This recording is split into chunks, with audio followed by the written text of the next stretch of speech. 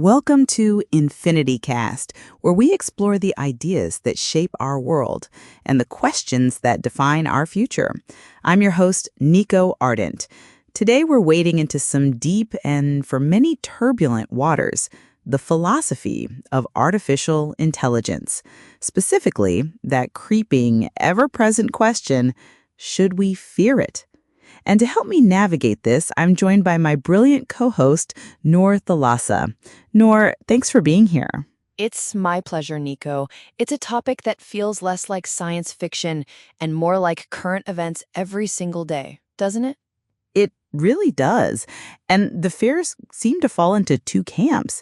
You have the immediate practical concerns, job displacement, algorithmic bias, the potential for autonomous weapons, things we are already grappling with. Exactly. Those are the tangible anxieties. We can see a factory floor being automated or read a report about a biased hiring algorithm. But I think the deeper fear, the one that keeps people up at night, is more existential. It's the fear of being replaced, not just in our jobs, but in our essential humanness. You've hit the nail on the head. What happens to human purpose when a machine can not only compose a symphony that moves us to tears, but can also explain why it's moving, down to the last neurological and music theory detail? Where does that leave the artist, the creator? It's a profound question. We've always defined ourselves by our minds, our creativity, our consciousness. When we're building something that could potentially supersede all of that, we're forced to confront what we are without that top spot on the intellectual pyramid. It also brings up the black box problem. We can build an AI that works, but we don't always understand how it reaches its conclusions. That loss of understanding is a loss of control, and that's terrifying. It is. It feels like summoning something we can't command. But is fear the right response, or is it a failure of imagination on our part? I tend to think of technology as a mirror.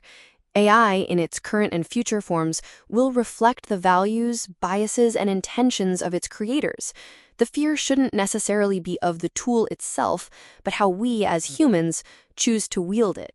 An AI designed to optimize crop yields and distribute food is a world away from one designed to win a war. So the challenge isn't to stop progress out of fear, but to become more intentional, more philosophical about what we're building, to ensure that qualities like empathy, ethics, and compassion are coded into the foundations of these systems, rather than being an afterthought. Precisely. This technological leap demands a corresponding leap in our own wisdom and self-awareness. It's forcing us to have conversations we should have been having all along about what kind of society we want to live in. So perhaps the answer to should we fear AI is yes, but we should fear our own short-sightedness more. We should fear our inability to collaborate and act with foresight. That's all the time we have for today. My thanks to Noor Thalassa for, as always, making us think. Thank you, Niko. Join us next time on EnfinityCast as we continue to explore the edges of understanding.